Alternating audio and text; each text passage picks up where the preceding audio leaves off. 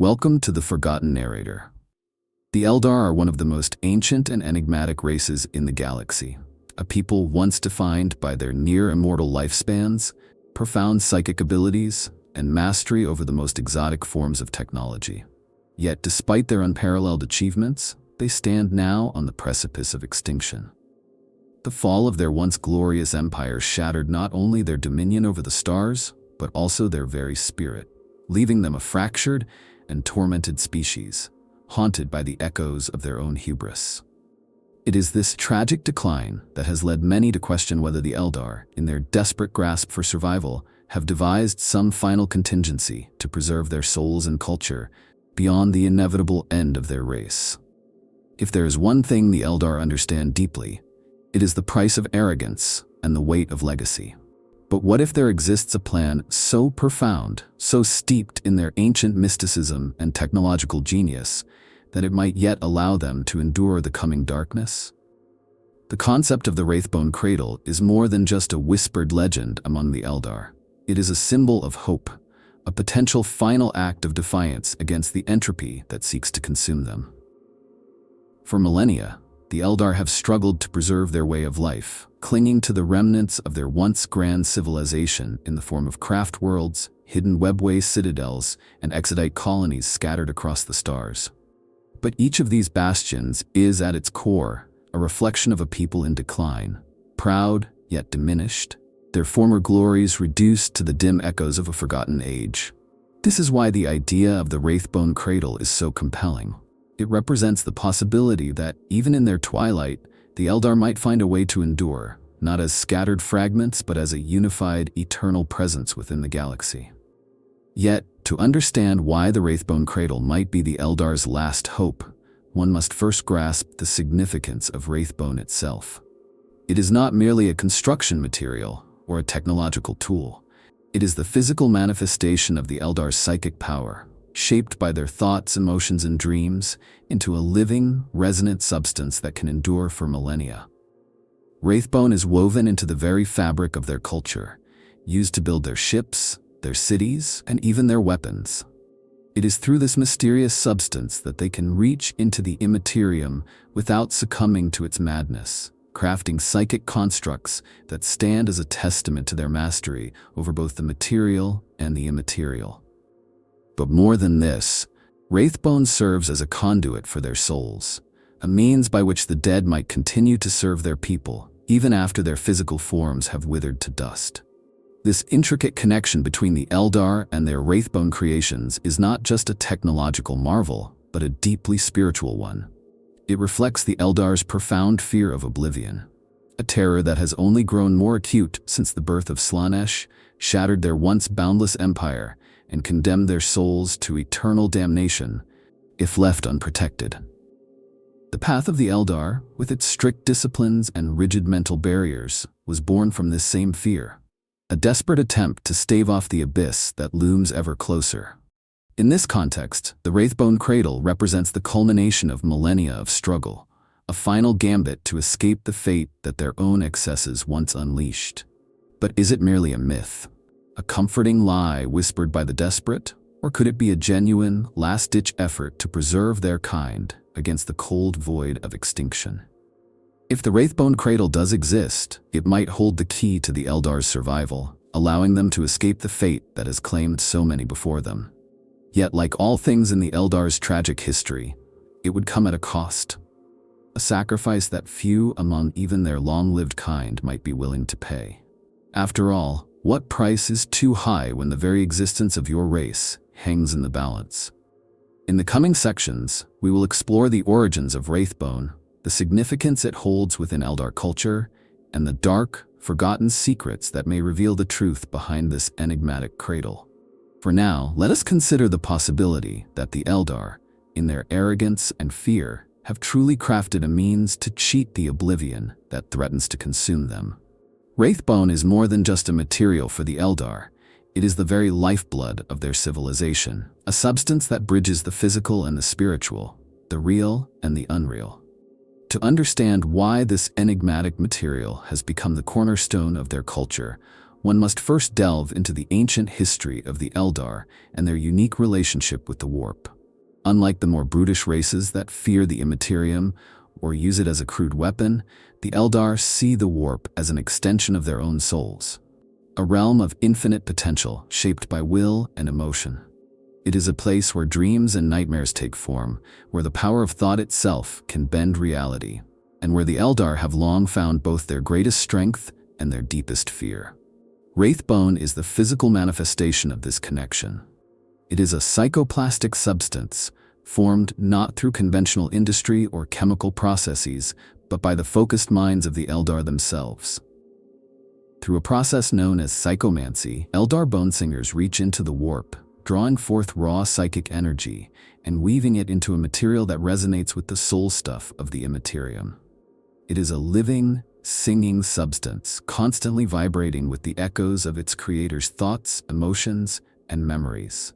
This is why Wraithbone structures seem to hum with an otherworldly energy. They are literally alive, their very fabric pulsating with the psychic resonance of the Eldar who shaped them. But why Wraithbone, of all things? Why did the Eldar choose this peculiar, living material as the foundation of their entire civilization?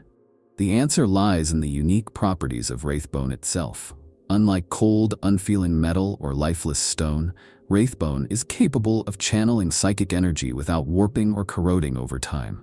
It is a perfect conductor of the immaterial, capable of holding vast reservoirs of psychic power without breaking or degrading.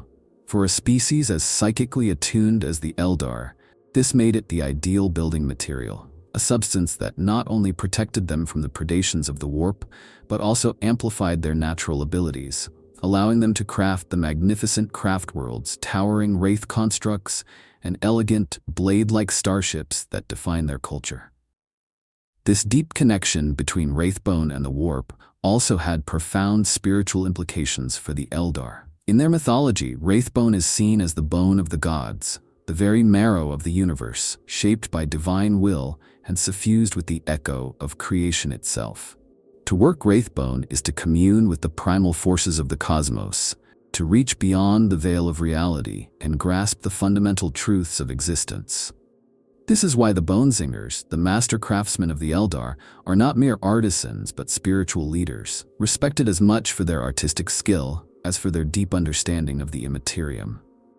To shape Wraithbone is to shape reality itself, to impose order upon the chaos of the warp, and to craft beauty from the madness that lies beyond the veil. Yet Wraithbone's importance extends far beyond the merely practical. It is also a symbol of the Eldar's tragic history, a constant reminder of the heights from which they have fallen, and the dark abyss that ever looms before them. It is the material of choice for the construction of their soul stones, the crystalline devices that capture the souls of dead Eldar and protect them from the insatiable hunger of Slaanesh. In this sense, Wraithbone is more than just a building material. It is a spiritual shield, a bastion against oblivion, a final act of defiance against the death that stalks their kind. This symbolic power is perhaps most evident in the Wraith constructs themselves. Towering, ghostly warriors animated by the spirits of fallen Eldar, their skeletal frames woven from pure Wraithbone and driven by the rage and sorrow of souls long dead. To see a Wraithlord stride into battle is to witness the very essence of the Eldar, a being caught between life and death, bound by honor and haunted by loss. Its every step a reminder of the doom that awaits its people. For the Eldar, these ghostly warriors are not just weapons but sacred icons, living monuments to their dead and a physical manifestation of their unending grief. And yet, for all its power and beauty, Wraithbone is not without its dangers. To shape it is to invite the attention of the warp, to draw the gaze of daemons and worse, and to risk one's very soul in the pursuit of perfection. It is a path fraught with peril, a razor's edge between creation and destruction. And only the most disciplined and skilled of Eldar can hope to walk it without falling into madness or damnation. This is why the art of bonesinging is both revered and feared, a sacred craft reserved for those with the strength to master their own fears and the will to bend the immaterium to their command. As we move forward, we will explore how this mysterious material became not only the backbone of Eldar society, but also the foundation of their last, desperate hopes for survival. For in Wraithbone lies not just the power to build and create, but the promise of an eternity beyond death. A final refuge for a race standing on the edge of extinction. And as the galaxy darkens and the shadows lengthen, the question remains, can the Eldar truly find salvation in the bones of their own making? Or have they merely built themselves a beautiful tomb? For the Eldar, the fall was not just a catastrophic event. It was the end of their world, the shattering of a civilization that had once stretched across the stars, unmatched in power and sophistication. In a single, apocalyptic moment, their hubris birthed a god of unparalleled hunger, a force so malevolent that it tore their souls from their bodies and cast their empire into ruin. Slaanesh, the great enemy, rose from the ashes of their decadence. An insatiable predator that would forever haunt their every thought, every dream, every whisper of their fading culture. In the wake of this nightmare, the surviving Eldar faced a grim choice: find a way to protect their souls or face eternal damnation. Wraithbone, the living essence of their psychic power, became the cornerstone of this desperate struggle for survival. In the centuries following the fall, the Eldar refined the use of Wraithbone, transforming it from a mere construction material into a sacred conduit for their very souls. The craft worlds, those massive, drifting arcs of light and song, were built almost entirely from this resonant, psychoreactive substance, their walls pulsing with the thoughts and emotions of those who shaped them. Every corridor, every archway, every towering spire is a testament to the Eldar's refusal to surrender to the darkness, a physical declaration that they would not go quietly into the night. But more than just a physical defense, Wraithbone became the key to preserving their very essence.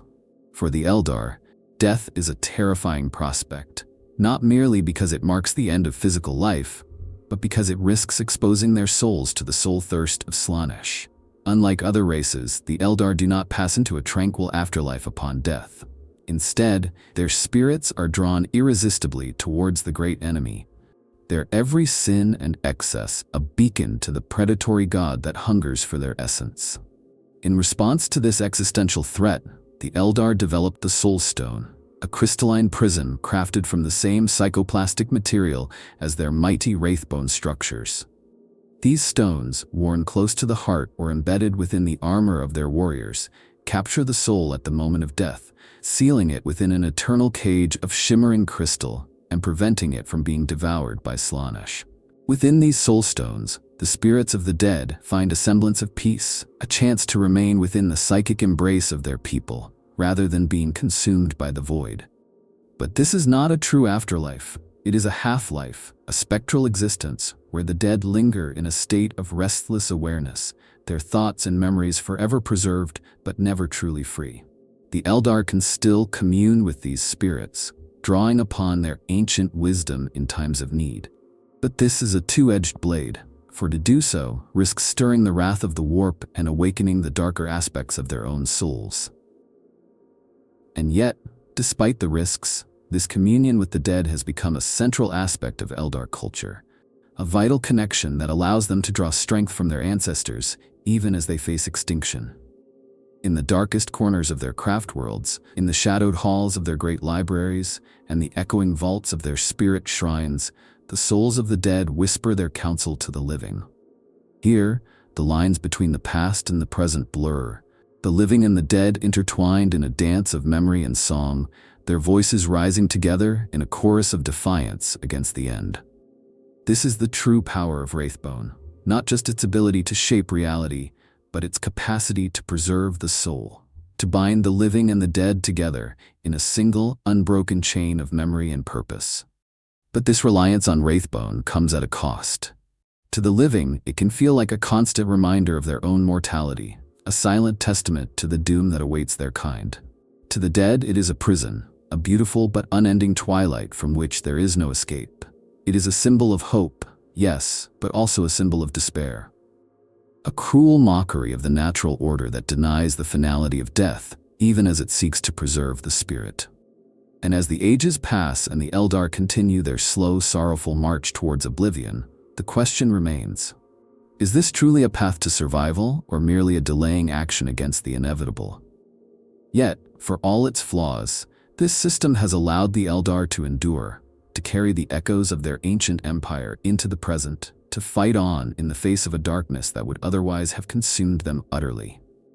It is a testament to their indomitable will, their refusal to be forgotten, their determination to carve out a place for themselves in a galaxy that has long since turned against them. And as long as the Wraithbone sings and the spirits of the dead whisper their defiance, the Eldar will remain, a flickering, defiant flame in the heart of a dying star.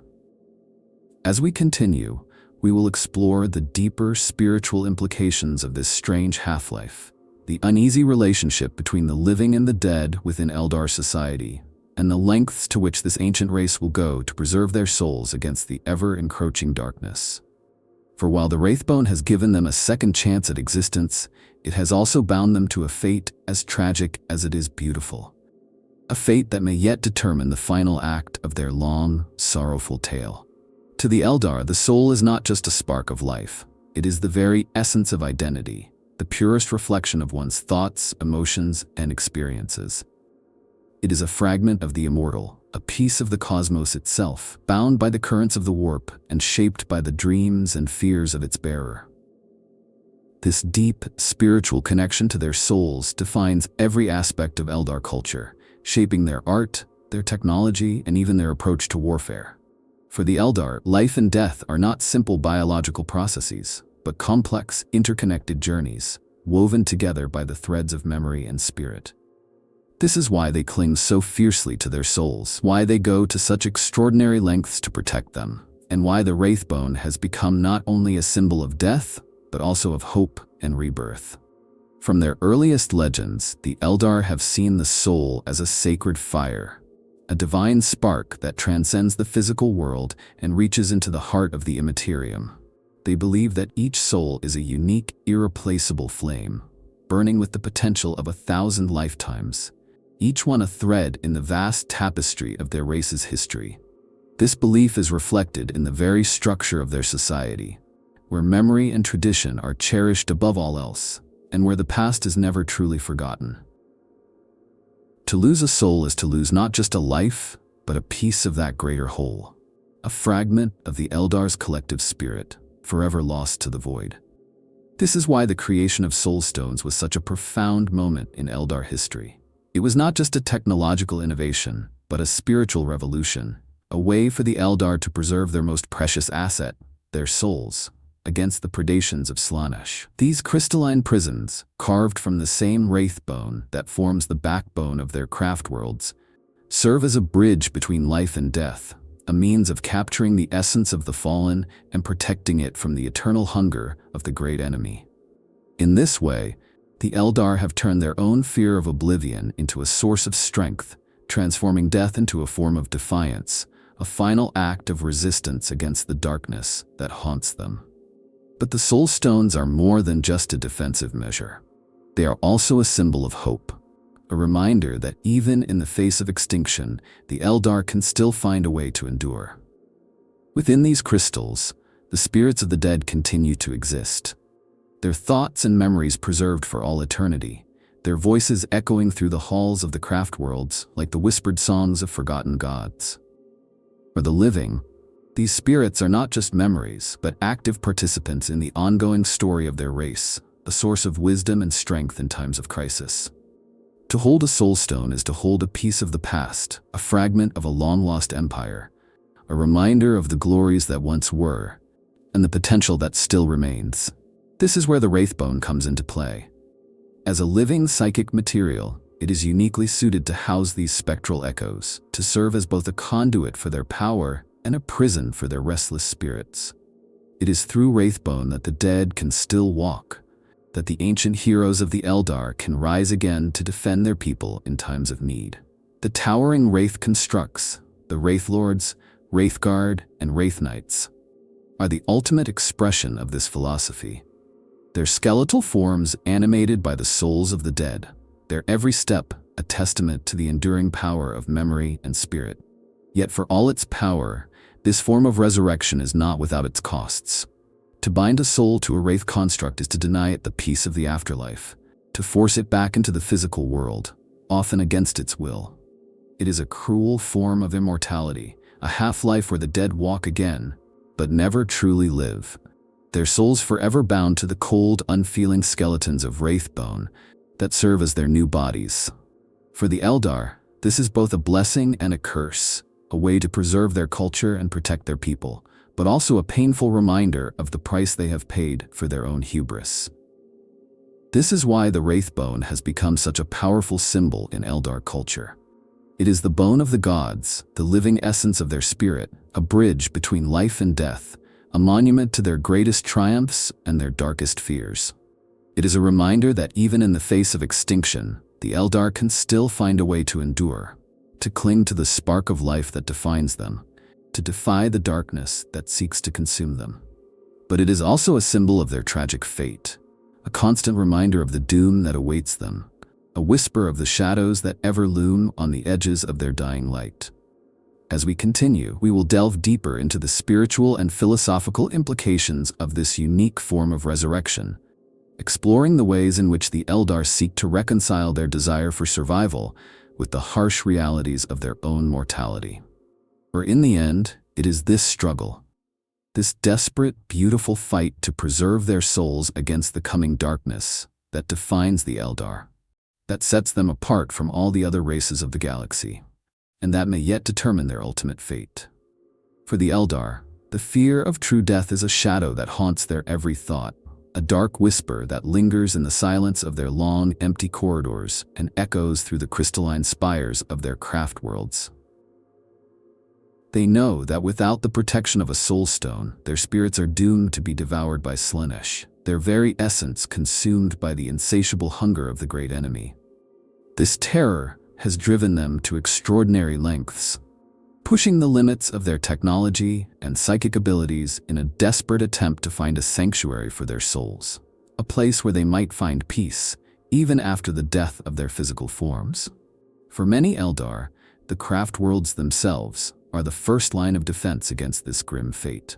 These massive, city-sized vessels are not just homes, but spiritual fortresses, each one a self-contained world of wraithbone and psychic energy, a living, breathing testament to the resilience of their kind. Within these arcs of light and song, the souls of the dead find a measure of peace, their essence preserved within the psychoplastic walls of their ancient homes.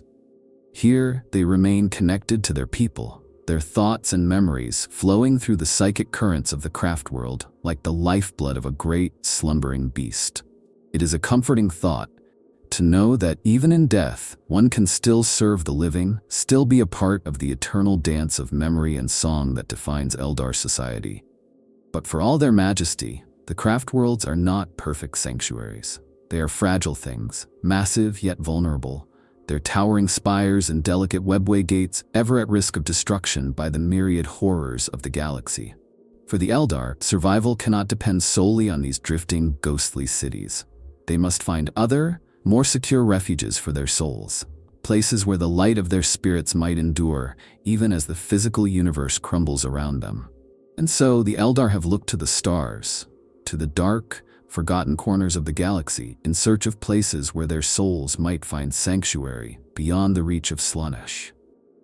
One such possibility lies in the hidden worlds of the Exodites, those Eldar who fled the decadence of their homeworlds long before the fall and chose instead to live simple, pastoral lives among the stars.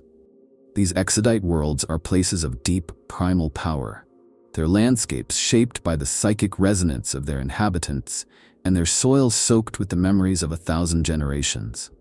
Here, the souls of the dead might find a measure of peace, their essence sinking into the living rock and ancient forests, their whispers carried on the wind, and their dreams woven into the very fabric of the land. It is a simple, quiet form of immortality, a return to the natural order that the craft world Eldar can only dream of. And for some, it is a far more appealing fate than the cold, ghostly existence of a spirit stone.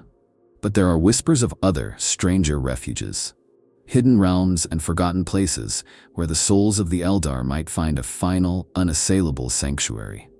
There are rumors of lost craft worlds, ancient ships that vanished into the depths of the warp and never returned, their halls now echoing with the spectral voices of the dead, their wraithbone frames forever adrift in the sea of souls.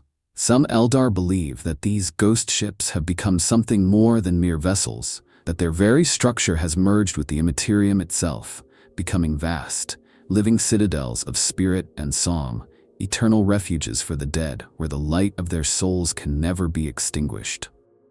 Then there are the dark legends of the Black Library, that mythical fortress hidden deep within the Webway, its halls lined with the knowledge of 1,000,000 forgotten worlds, and its gates guarded by the mysterious harlequins. Some say that the Black Library holds the secrets to true immortality, that within its shadowed halls lie the keys to preserving the soul against even the most fearsome of predators. If this is true, then it may be that the Eldar have already found their sanctuary, a hidden place where their spirits can endure long after the last craft world has fallen and the final star has burned itself to ash. Of course, these are just theories, fragments of ancient lore, whispered half-truths passed down through the ages by poets and seers, their words half forgotten even by those who first spoke them.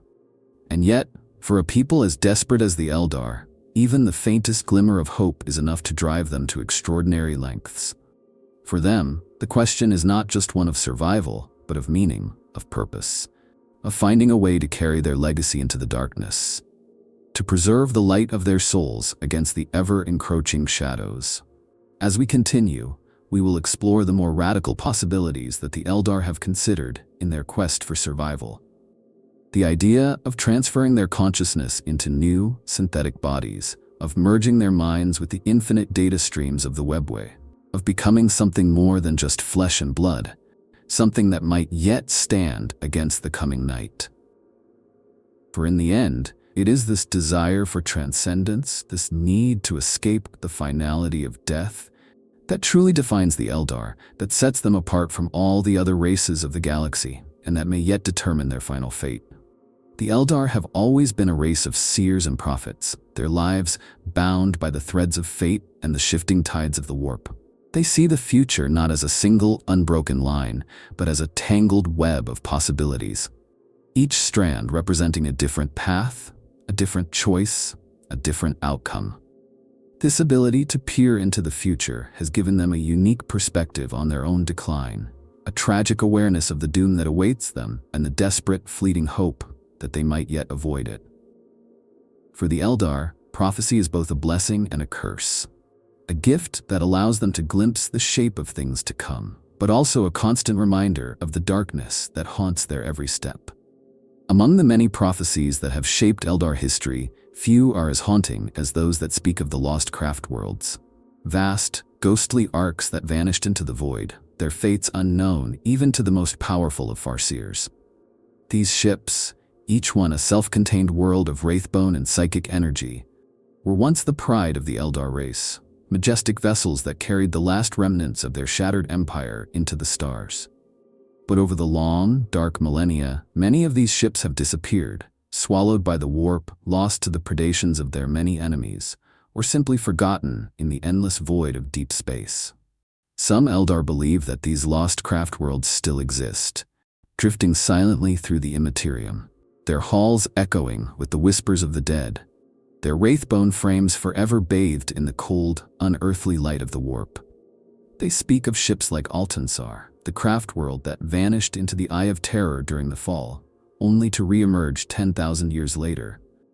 Its corridors filled with the restless dead, its every surface covered in the psychic scars of its long exile. To this day, the Eldar of Altansar are shunned by their kin, feared as specters of the past, their souls forever tainted by their time within the heart of the great enemy's domain. But Altansar is not the only craft world to have vanished into the darkness. There are whispers of other, even more ancient vessels, ships that predate the fall itself, their names long forgotten, their histories buried beneath the weight of 10,000 years of despair. Some farseers claim to have glimpsed these ghostly arcs in their dreams, their spectral forms drifting through the currents of the warp like shadows on the edge of reality, their every surface pulsing with the echoes of 1,000 dead voices. To encounter one of these lost craft worlds is to stand in the presence of the past, to touch the very bones of a dying race, to feel the weight of 1,000 forgotten lives pressing down upon your soul. And yet, for all their fear and uncertainty, the Eldar cannot help but hope that these lost craft worlds might still hold the key to their survival. For if even a single one of these ghost ships still exists, if even a single fragment of their ancient empire still drifts through the darkness, then there is hope. A chance that the Eldar might yet find a way to endure, to outlast the shadows that seek to consume them. In this sense, the lost craft worlds have become a symbol of both despair and defiance, a testament to the indomitable will of a race that refuses to surrender, even in the face of its own extinction. There are also rumors of smaller, more specialized vessels, ghost ships built not for war or exploration, but for preservation, their every chamber lined with the soul stones of the dead, their every corridor a shrine to the fallen. These ships, if they exist, would be more than just arks of the dead. They would be sanctuaries, floating mausoleums, where the spirits of the Eldar might find peace, even as the galaxy around them burns. Some whisper that these vessels are hidden within the Webway itself, their locations known only to the most secretive of the Harlequins, their halls guarded by the masked warriors of Segorok, the Laughing God. Of course, these are just legends, fragments of half-remembered prophecy, the desperate hopes of a dying race clinging to the last, faint glimmers of light in an ever-darkening universe. And yet, for the Eldar, even the faintest glimmer of hope is worth pursuing, even the most dangerous of paths worth walking, if it means preserving their souls against the coming night. For in the end, it is this unquenchable thirst for survival, this stubborn refusal to surrender to the darkness, that truly defines the Eldar, that sets them apart from all the other races of the galaxy, and that may yet determine their ultimate fate. As we continue, we will explore the lengths to which the Eldar have gone to preserve their souls against the coming darkness, the strange and desperate gambits they have devised in their quest for immortality, and the terrible sacrifices they have made in the name of survival. For if the lost craft worlds truly exist, if these ghostly arcs still drift through the currents of the warp, then they may yet hold the key to the Eldar's final salvation, or their ultimate doom. For the Eldar, survival is not just a matter of flesh and blood, it is a question of spirit, of memory, of the very essence of what it means to be Eldar. In the long, dark millennia since the fall, they have sought every possible means to preserve their souls, to protect their culture, and to stave off the final oblivion that threatens to consume them. Central to this struggle is the Wraithbone, the psychoreactive material that forms the backbone of their civilization, the very substance from which their craft worlds, their starships, and even their weapons are made. But Wraithbone is more than just a building material. It is a conduit for the soul, a bridge between the physical world and the immaterium, a substance through which the dead can still speak, still act, still fight. It is, in many ways, the ultimate symbol of Eldar resilience, a testament to their refusal to fade quietly into the darkness. One of the most remarkable examples of this is the Wraithguard. Towering, ghostly warriors crafted entirely from Wraithbone and animated by the spirits of the dead. These constructs are not mere machines, but living, sentient beings, their every movement guided by the thoughts and memories of the souls entombed within their skeletal frames. To see a Wraithguard stride into battle is to witness the full power of Eldar technology, a being that is both living and dead, a spirit of vengeance encased in a body of living crystal, a warrior whose every step echoes with the whispers of 1,000 forgotten lives. These constructs are the ultimate expression of Eldar defiance, a way for the dead to continue their struggle even after their bodies have crumbled to dust. But the Wraithguard are just the beginning. For those Eldar whose spirits burn even brighter, whose souls are too powerful to be contained within a simple skeletal frame, there are the mighty Wraithlords, towering, titanic warriors whose every step shakes the ground, their every blow capable of shattering even the most heavily armored of foes. These beings are the true champions of the dead, the avatars of Eldar vengeance, their every movement a testament to the power of Wraithbone and the indomitable will of their people. To see a Wraithlord stride into battle is to witness the past come alive, to stand in the shadow of a being that has seen the rise and fall of empires, that has fought and died 1,000 times, and that will continue to fight until the very stars themselves go dark. Yet, for all their power, the Wraith constructs are not without their limitations. The process of binding a soul to a Wraithbone body is a dangerous, delicate thing. A ritual that requires immense psychic power and a deep understanding of the immaterium. It is a process fraught with risk, for to bind a soul too tightly is to trap it in a state of eternal rage, while to bind it too loosely is to risk losing it to the warp. This is why the craft of the Bonezingers, those master artisans who shape the Wraithbone and weave the spirits of the dead into their ghostly frames, is so highly valued in Eldar society. It is a sacred art, a form of technological necromancy that blurs the line between life and death, that allows the dead to walk again, to fight again, to live again, if only in a limited, half-forgotten form. But the Wraith constructs are not the only example of Eldar technology designed to preserve the soul. There are also the Spirit Stones, those crystalline devices worn by every Eldar warrior, designed to capture the soul at the moment of death and protect it from the predations of Slaanesh. These stones are not merely passive vessels, but active, living conduits for the spirit, capable of storing the essence of a fallen warrior for centuries, even millennia, until it can be safely transferred to a more permanent resting place. In this way, the Eldar have found a way to cheat death itself, to preserve their souls against the tide of darkness that seeks to consume them. There are also darker, more secretive technologies, ancient, forgotten devices buried deep within the vaults of the craft worlds, their mechanisms known only to the oldest of the Farseers and the most powerful of the Bonezingers.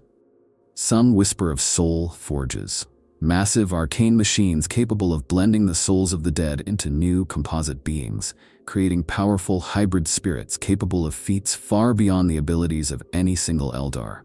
Others speak of ghost engines, vast, Wraithbone constructs designed to channel the combined power of 1,000 souls, their every movement a symphony of psychic energy, their every blow a death knell for the enemies of the Eldar.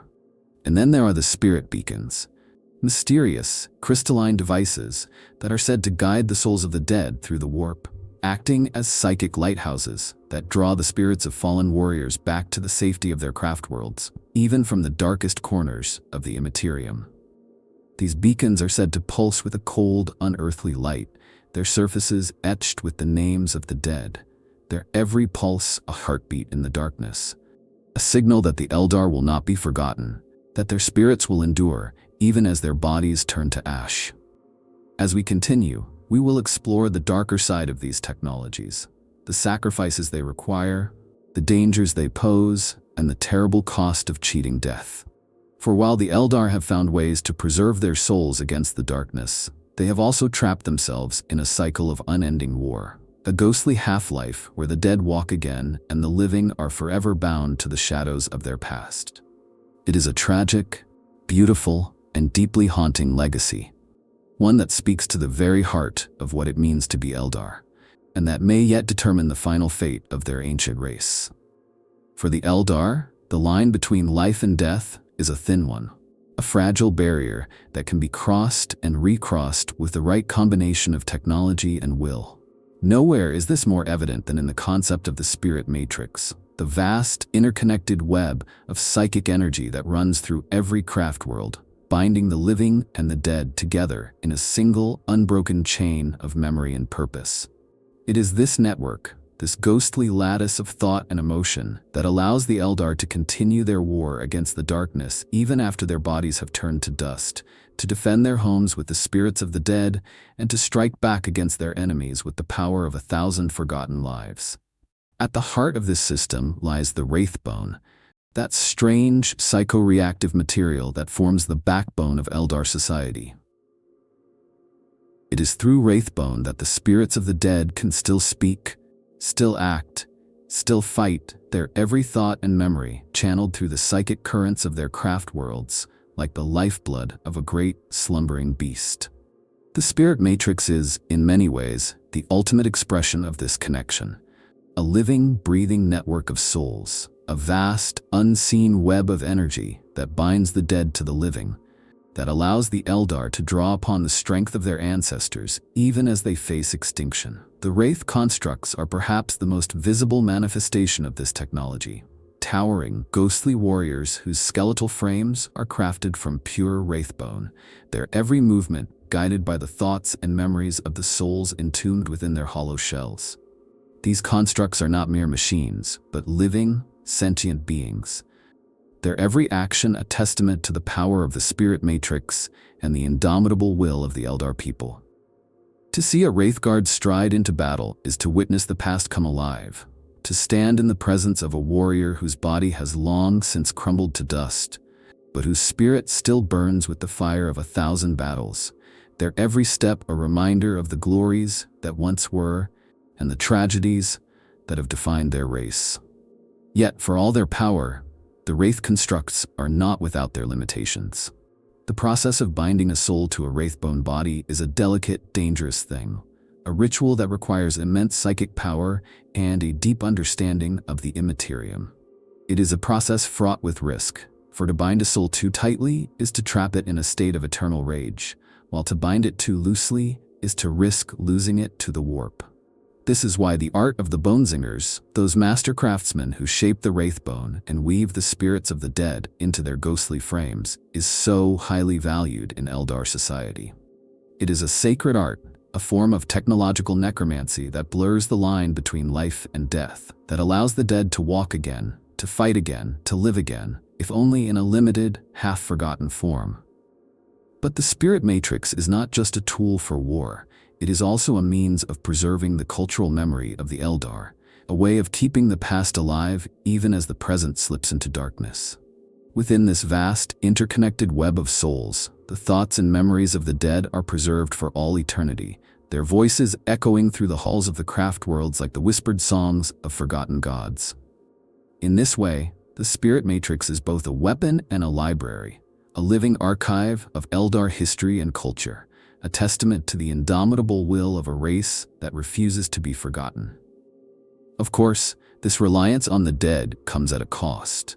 For the living, it can be a constant reminder of their own mortality, a shadow that looms over their every thought and action, a whisper of the doom that awaits their kind. For the dead, it is a prison, a beautiful but unending twilight from which there is no escape, a half-life where the soul is forever bound to the cold, unfeeling skeletons of Wraithbone that serve as their new bodies. It is a tragic, beautiful, and deeply haunting legacy, one that speaks to the very heart of what it means to be Eldar, and that may yet determine their final fate. As we continue, we will explore the darker side of this relationship, the sacrifices it requires, the dangers it poses, and the terrible cost of cheating death. For while the spirit matrix has allowed the Eldar to preserve their souls against the darkness, it has also trapped them in a cycle of unending war, a ghostly half-life where the dead walk again and the living are forever bound to the shadows of their past. It is a tragic, beautiful, and deeply haunting legacy, one that speaks to the very heart of what it means to be Eldar, and that may yet determine their final fate. For the Eldar, the idea of finding a new home is both a desperate hope and a painful reminder of all they have lost. They are a people defined by their past, by the memory of a shattered empire that once spanned the galaxy, by the echoes of 1,000 forgotten worlds reduced to ash in the fires of their own hubris. To seek a new home is to admit that the old one is gone forever, that the golden age of their race has truly come to an end, that the great cities of their ancestors will never rise again. And yet, for all their pride, for all their stubborn refusal to surrender to the darkness, the Eldar are not without hope. They know that if they are to survive, if they are to preserve even a fragment of their ancient culture, they must find a new place to call their own. A new world where their spirits might find peace and their children might be born free from the shadow of Slaanesh. One possibility lies in the hidden worlds of the Exodites, those Eldar who fled the decadence of their homeworlds long before the fall, choosing instead to live simple, pastoral lives among the stars. These Exodite worlds, scattered across the galaxy like forgotten pearls, are places of deep, primal power, their landscapes shaped by the psychic resonance of their inhabitants, and their soil soaked with the memories of 1,000 generations. Here, the Eldar have found a way to live in harmony with the natural world, to reject the excesses of their past, and to embrace a simpler, more sustainable way of life. For some, this return to the old ways represents the only true path to survival, a way of casting off the chains of their own pride and finding a measure of peace in the wilderness of the cosmos. But for others, this is a path of retreat, a cowardly surrender to the darkness, a betrayal of everything the Eldar once stood for. They argue that the Exodites are little better than the primitive humans they once ruled over, that they have turned their backs on the light of civilization and allowed themselves to be reduced to mere savages, eking out a meager existence on the edges of the galaxy while their kin perish in the fires of 1,000 wars. For these Eldar, the only true path to survival lies in reclaiming their lost empire, in rebuilding their shattered cities and raising their banners high once more, in striking back against the darkness and proving to the galaxy that the Eldar are still a force to be reckoned with. Yet even this dream is fraught with danger. The galaxy is a harsh and unforgiving place, its every corner filled with the hungry, the desperate, the cruel. To carve out a new empire in this darkness would be a task of monumental difficulty, a struggle against not only the tides of fate, but also the countless enemies that seek to destroy them. And even if they were to succeed, even if they were to reclaim a fraction of their lost glory, they would still be haunted by the shadow of Slaanesh, still be driven to the brink of madness by the whispers of their own fallen kin. There is, perhaps, a third option. A path that lies somewhere between the humble simplicity of the Exodites and the grand, tragic ambitions of the Craftworlders.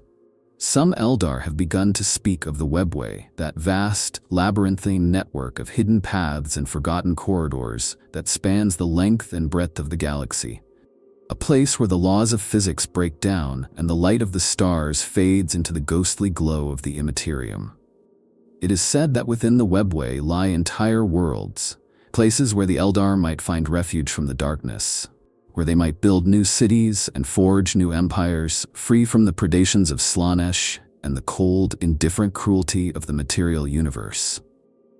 Of course, this is a dangerous path, a gamble fraught with risk and uncertainty. The Webway is not a place for the faint of heart.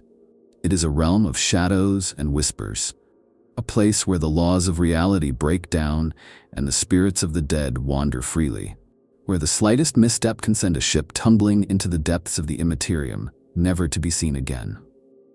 But for a people as desperate as the Eldar, even the faintest glimmer of hope is worth pursuing, even the most dangerous of paths worth walking, if it means preserving their souls against the coming night. As we continue, we will explore the more radical possibilities that the Eldar have considered in their quest for survival. The idea of transferring their consciousness into new, synthetic bodies, of merging their minds with the infinite data streams of the Webway, of becoming something more than just flesh and blood, something that might yet stand against the coming darkness.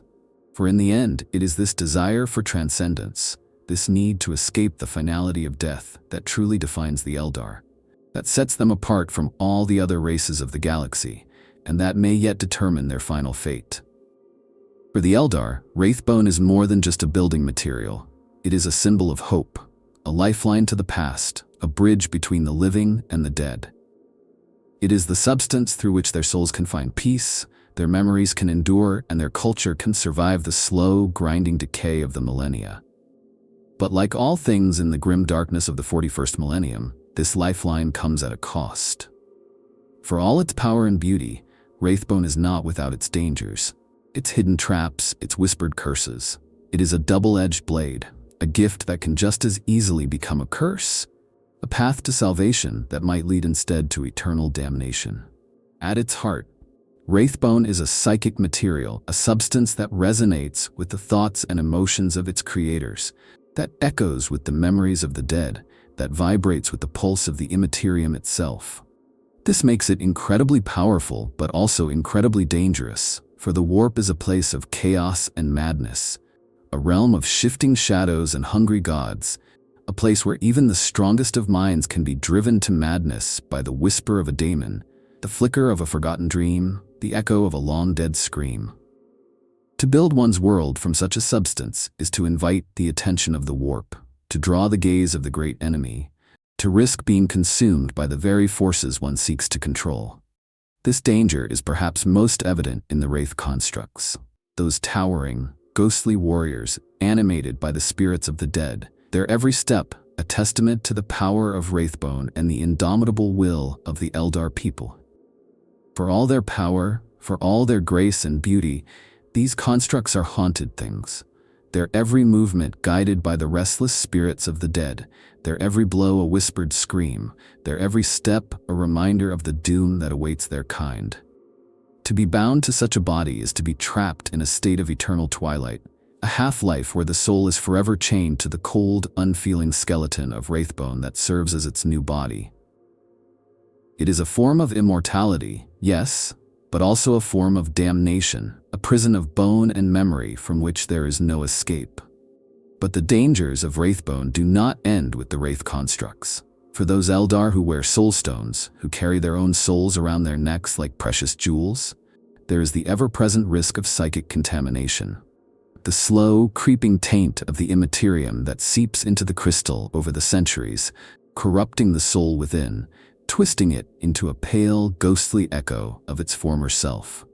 It is said that some Eldar have gone mad from this slow, insidious decay, their minds breaking under the strain of centuries of isolation, their spirits twisting into something dark and terrible, their once brilliant souls reduced to nothing more than shadows and whispers, their every thought a scream in the darkness. And then there is the risk of spiritual stagnation. The slow, creeping decay that comes from being bound to a single, unchanging form, from being trapped in a cycle of unending war, from being forever bound to the same, unchanging patterns of thought and action. For the living, this is a constant reminder of their own mortality, a shadow that looms over their every thought and action, a whisper of the doom that awaits their kind. For the dead, it is a prison, a beautiful but unending twilight from which there is no escape, a half-life where the soul is forever bound to the cold, unfeeling skeletons of Wraithbone that serve as their new bodies. It is a tragic, beautiful, and deeply haunting legacy, one that speaks to the very heart of what it means to be Eldar, and that may yet determine their final fate. There are also darker, more insidious dangers, whispers of ghost engines driven mad by the screams of the dead, of Wraithbone constructs that have turned against their creators, of entire craft worlds corrupted by the psychic echoes of their own past, their every corridor a haunted tomb, their every hall a shrine to madness and despair. Some Eldar whisper that the spirit matrix itself, that vast interconnected web of psychic energy that binds the dead to the living, that allows the Eldar to draw upon the strength of their ancestors even as they face extinction, is a trap, a ghostly prison that holds the spirits of the dead in a state of eternal unrest, their every thought and memory twisted into a pale, ghostly echo of its former self. And yet, for all these dangers, for all these whispered curses and hidden traps, the Eldar continue to rely on Wraithbone, to build their worlds from its living crystal, to bind their souls to its ghostly frames, to fight on in the face of extinction, even as the darkness closes in around them. For in the end, they know that there is no other choice, that there is no other path, that they must find a way to endure, to cling to the spark of life that defines them, to defy the darkness that seeks to consume them. It is a tragic, beautiful, and deeply haunting legacy, one that speaks to the very heart of what it means to be Eldar, and that may yet determine their final fate. As we continue, we will explore the even darker possibilities that the Eldar have considered in their quest for survival.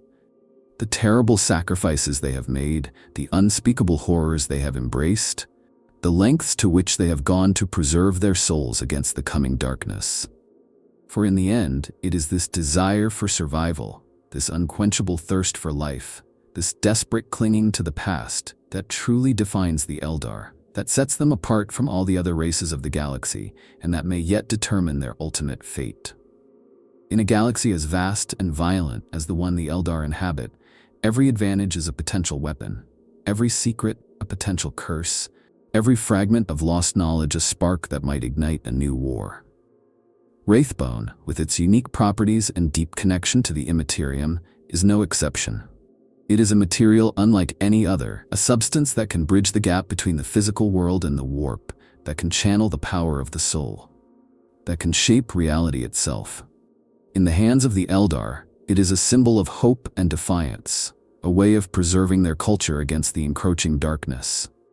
But in the hands of others, it could become something far more dangerous, a weapon of unspeakable power, a tool for conquest and destruction, a catalyst for conflicts that might tear the galaxy apart. The first and most obvious danger lies in the potential for technological exploitation. Wraithbone is not just a material, it is a psychoreactive substance, a living crystal that can channel the thoughts and emotions of its creators, that can amplify psychic power, that can resonate with the very essence of the immaterium itself. To the more primitive races of the galaxy, the brutish orcs, the zealous imperium, the soulless necrons, such a material would be a prize beyond measure, a resource of unimaginable value, a key to unlocking the secrets of the warp and bending the laws of reality to their will. For these factions, the capture of even a single fragment of Wraithbone could change the course of entire wars, could shift the balance of power in the galaxy, could tip the scales in their favor, and doom the Eldar to extinction. The Imperium of Man, in particular, would see Wraithbone as both a blessing and a curse. A gift from the gods that might elevate their own psychic warriors to new heights of power, but also a terrible temptation, a gateway to corruption and madness.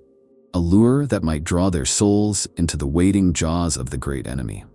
The Adeptus Mechanicus, with their insatiable hunger for knowledge and their obsession with forbidden technologies, would likely see Wraithbone as the ultimate prize. A substance that could unlock the secrets of the warp, that could bridge the gap between flesh and machine, that could bring them closer to their long-dead machine god. For the tech priests of Mars, the discovery of a hidden craft world, the capture of a wraith construct, the unearthing of a long-forgotten Wraithbone shrine would be the find of a lifetime. A chance to peer into the minds of the ancients and to rewrite the very laws of physics. But the dangers of Wraithbone are not limited to the Imperium. For the Necrons, those ancient soulless machines who once ruled the galaxy and now seek to reclaim their lost empire, Wraithbone represents both a threat and an opportunity, a reminder of their own lost souls, a tantalizing glimpse into a form of immortality they can never truly achieve. To the Necrons, the very existence of Wraithbone is an affront, a challenge to their belief in the supremacy of the machine, a mockery of their own soulless existence. For the Necrons, the destruction of the Eldar and the annihilation of their Wraithbone creations is not just a matter of military strategy, but a point of honor, a matter of existential pride. And then there are the forces of chaos, those mad, twisted beings who draw their power from the warp, who feed on the fear and hatred of the living, who seek to drown the galaxy in an ocean of blood and madness. For the followers of Slaanesh, in particular, the capture of Wraithbone would be a prize beyond measure, a chance to feast on the souls of the Eldar, to twist their memories into nightmares, to corrupt their very essence and bend them to the will of the Dark Prince. For the servants of chaos, Wraithbone is both a weapon and a trophy, a symbol of their power over life and death, a reminder that even the most ancient and powerful of races can be brought low by the whispers of the warp. But perhaps the greatest danger lies in the possibility of cultural contamination, the slow, insidious spread of Eldar ideas and philosophies, the gradual erosion of other cultures by the influence of Eldar technology and thought.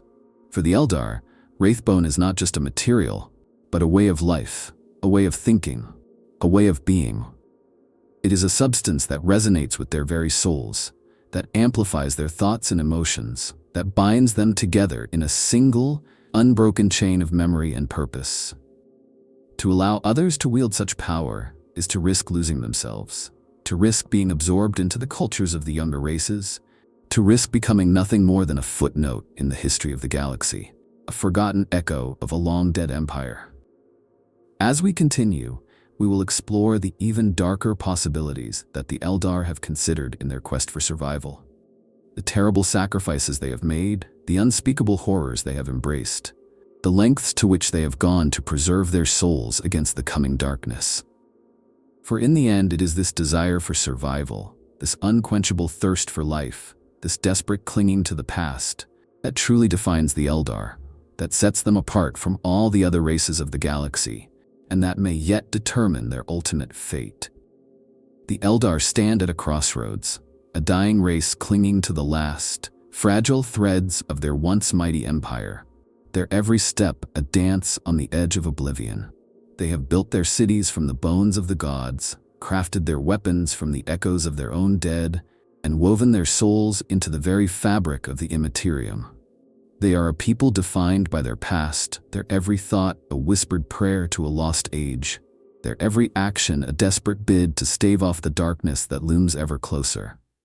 And yet, for all their pride, for all their defiance, for all their desperate, beautiful clinging to the spark of life, the question remains: can they truly escape their fate, or have they merely built themselves a beautiful tomb, a Wraithbone Cradle in which to watch the stars go dark? For the Eldar, the future is as uncertain as the warp itself, a shifting, ever-changing landscape of light and shadow, hope and despair, life and death. They have fought for 10,000 years to preserve their culture, to protect their souls, to hold back the tide of darkness that threatens to consume them. But for all their power, for all their knowledge, for all their ancient, half-forgotten secrets, they are still only flesh and blood. Their souls still bound to the cold, unfeeling skeletons of Wraithbone that form the backbone of their civilization. They are a dying people, a flickering flame in the heart of a dying star, a ghostly echo of a long-dead empire, their every breath a whispered defiance against the darkness that surrounds them. And yet, for all their tragedy, for all their sorrow, for all their pain, the Eldar are still a force to be reckoned with, still a people of unimaginable power, still a race that might yet find a way to endure. For as long as the Wraithbone sings and the spirits of the dead whisper their defiance, as long as the craft worlds drift through the darkness and the exodite worlds echo with the songs of the past, as long as even a single Eldar draws breath, there is hope. A fragile, flickering, beautiful hope that refuses to die, even as the stars themselves begin to fade. If you want to continue exploring the darkest corners of the galaxy, if you want to delve deeper into the forgotten histories and ancient secrets of the 41st millennium, if you want to stand at the edge of the abyss and peer into the shadows, then make sure to subscribe and join us on this journey into the unknown. For in the end, it is only through knowledge, through understanding, through the fearless pursuit of the truth, that we might yet find a way to endure, to stand against the coming darkness and to hold the line, even as the light begins to fade.